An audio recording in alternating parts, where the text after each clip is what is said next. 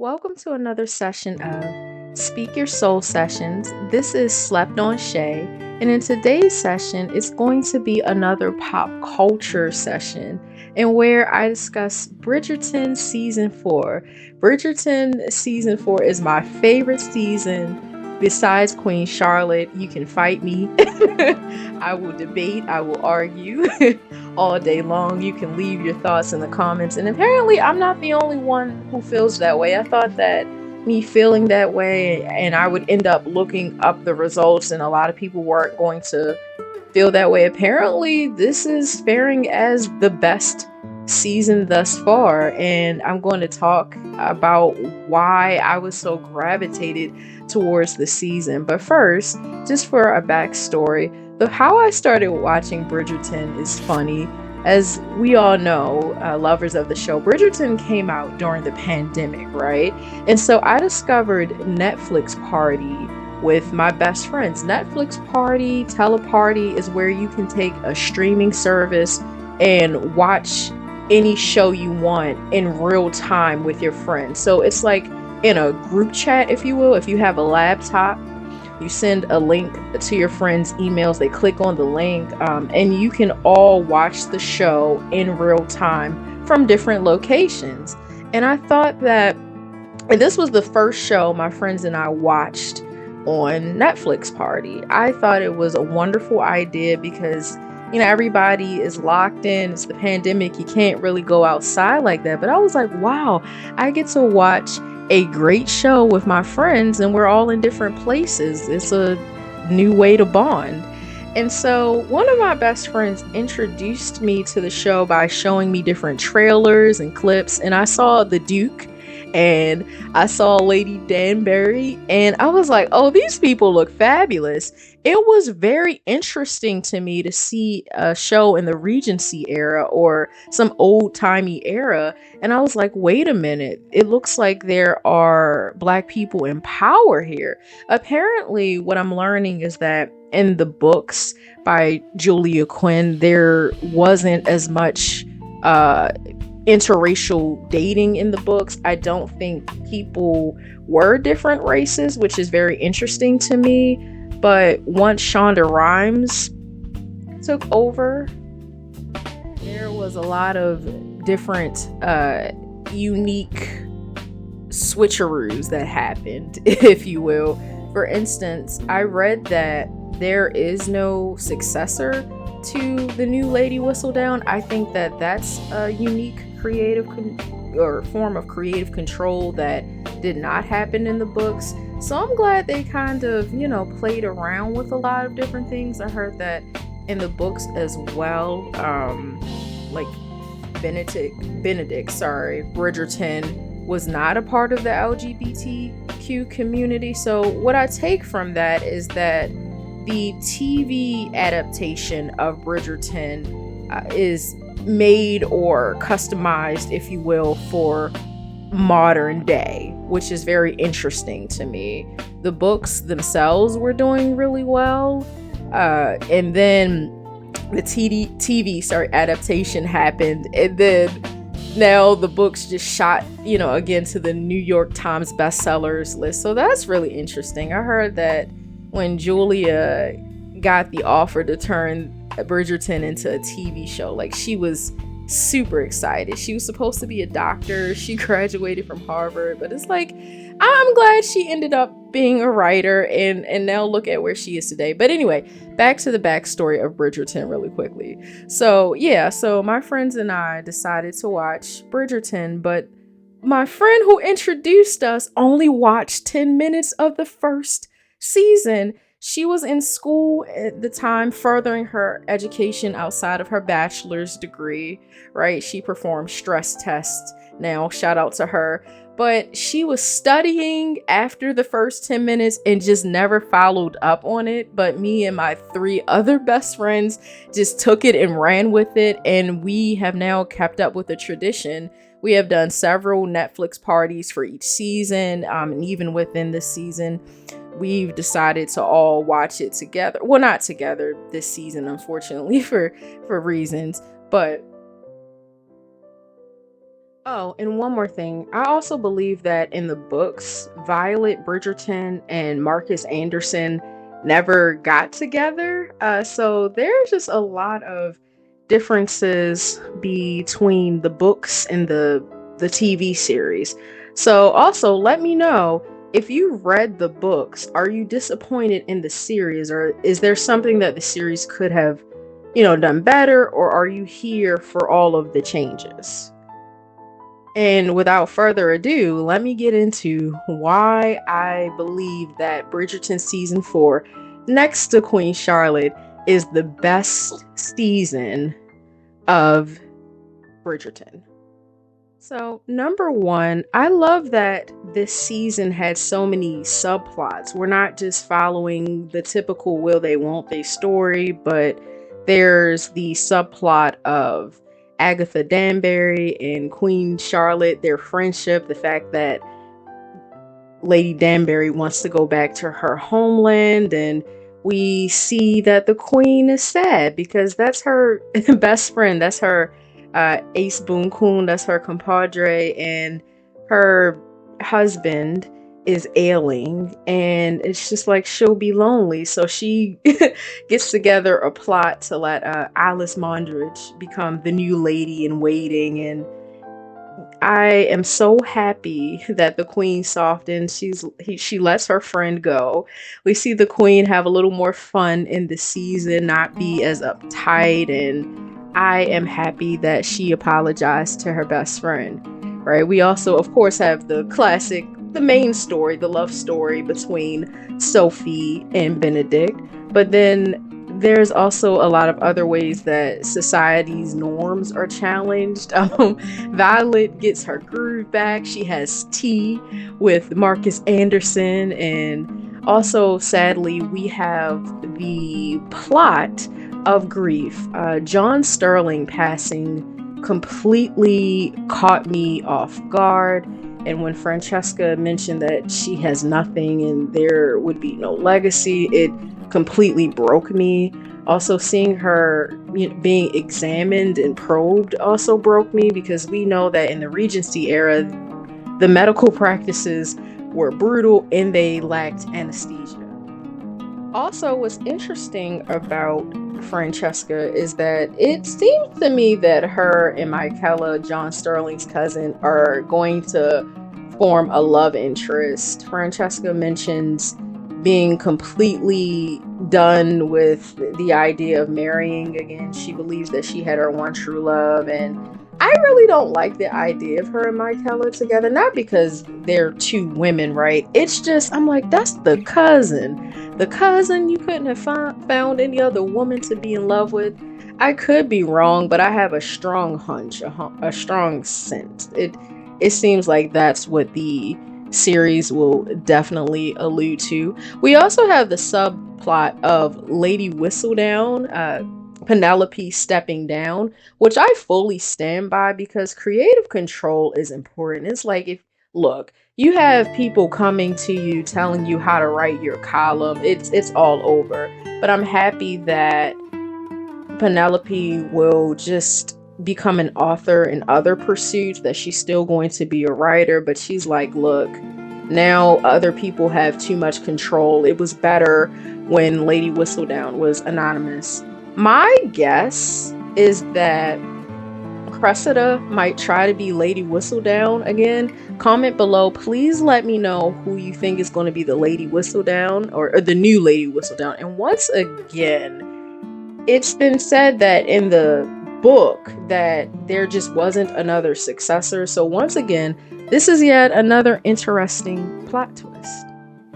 And before I get into the main love story, I have to really emphasize how interesting, I know I keep saying this word interesting is, but how intriguing it is that Violet Bridgerton decides not to marry Marcus Anderson right away. I wonder if she'll marry him at all. She says she's been a mother, she's been a wife, she's been a widow for so long, right? And she's not in a rush to take on that role of a wife again. She wants to explore herself, her freedom.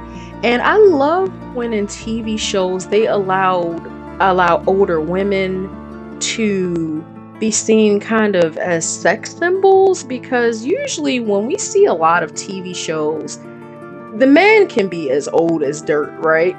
Just as old as dirt, but have a younger love interest. I love when we see mothers and older women in shows as, first of all, human beings, right? They're not just there to take care of the kids, but just as sexual beings. The chemistry between Marcus Anderson and Violet Bridgerton is just everything. And I like how she's taking control. She's like, I want to be autonomous.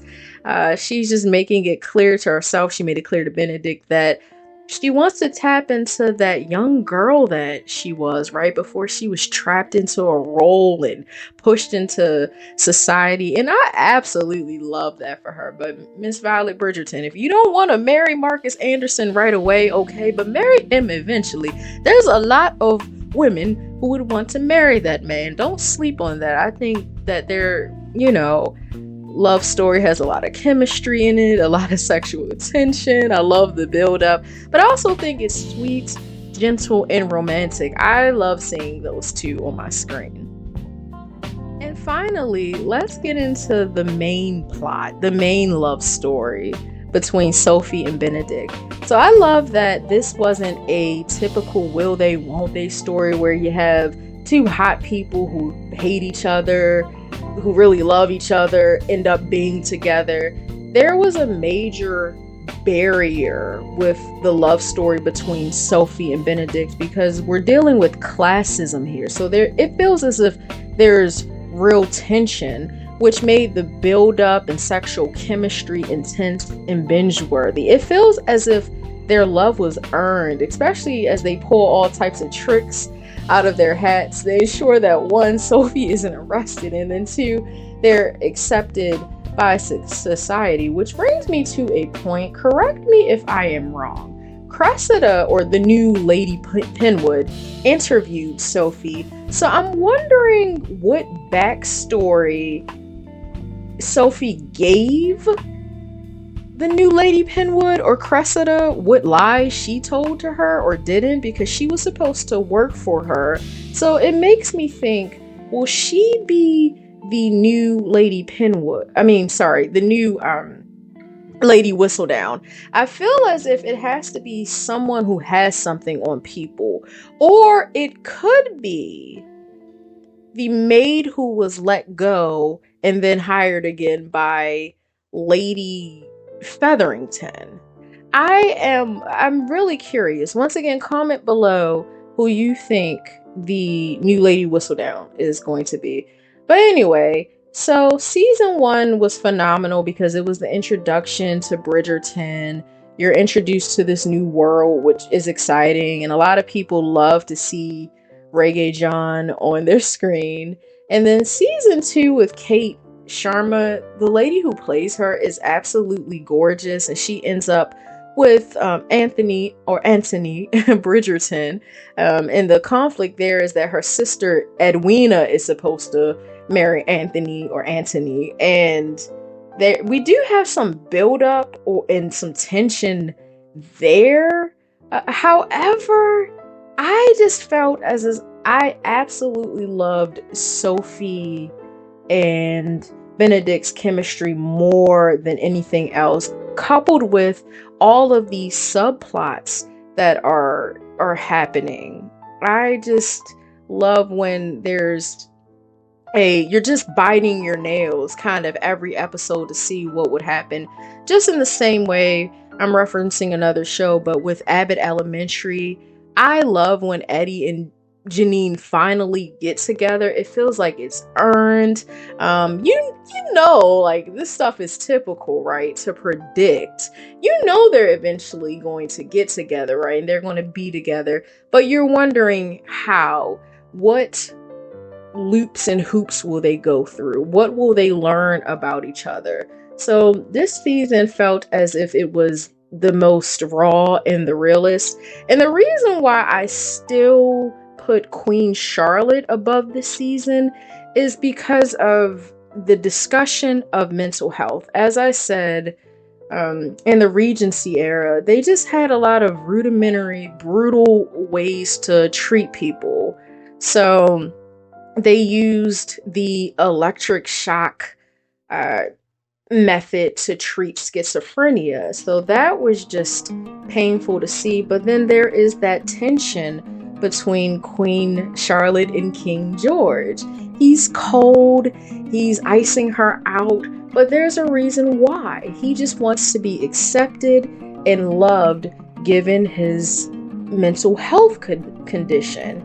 And that's a true buildup, right? That's a true barrier. There's tension there. I like when there's an obvious obstacle and it's not just two attractive people trying to learn each other, if that makes any sense. But okay.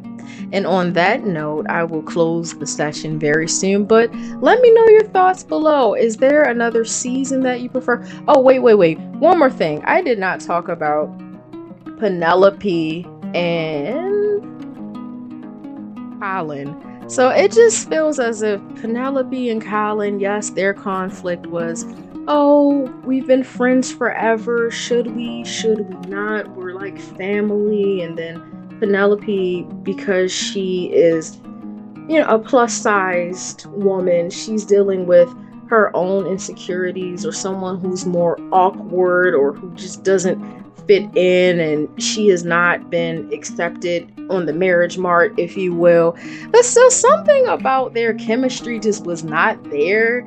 To me, I just did not enjoy their romantic scenes, if you understand what I mean. I just it almost felt forced to me. I didn't enjoy it too much. A lot of people absolutely adore Penelope. She's just not my favorite character in general. I do love Lady Whistledown. As a writer myself, I will always love a fellow writer. However, I just don't believe Penelope and Colin's chemistry was there to me. I think that undeniably Sophie and Benedict have the best chemistry. I love Violet Bridgerton and Marcus Anderson's chemistry. That was wonderful. And then I just love all of the tension and the obstacles that was featured in Queen Charlotte. And I love Queen Charlotte just in general. A lot of people hate her because they think she's mean and she has these snooty facial expressions, but I love her hair, her wigs. And I think once you watch Queen Charlotte, if you haven't, you understand the backstory of why she's so tense. She's going to eventually lose her husband, King George, and he's lost a lot of his faculties because of mental health. So she's bitter, she's lonely, she's ostracized in a way because everybody's out in society just not living freely, because we know that society has its rules, right? But she's not frolicking in the town. She's staying isolated in a way. And I'm not saying that having these issues, it makes it okay for you to be a bad person or a mean person or a persnickety person, but she is the queen. What do you expect? So, and on that note, this is Slept on Shay signing off from Speak Your Soul Sessions. And I, once again, comment your thoughts on this season, comment your thoughts on other seasons. Let me know if you read the books and how they fare or compare to the TV series. And if you enjoyed listening to this commentary, please share this video. There's also a Facebook channel that you can subscribe to if Facebook is more of your cup of tea and you're not on YouTube very often. Also, don't forget to subscribe and hit that notification bell so that if you like this video, you can be notified about every single video coming from Speak Your Soul Sessions. There's also a pop culture playlist where you can check out my other TV show reviews. But yeah, let's get the channel growing. If you enjoy this channel, don't neglect it. The more engagement, the better. And even if you don't like my take, you think it's just, you just don't disagree, let me know as well. And on that note, I hope that you have a wonderful day, afternoon, evening, or night, wherever you may be in the world.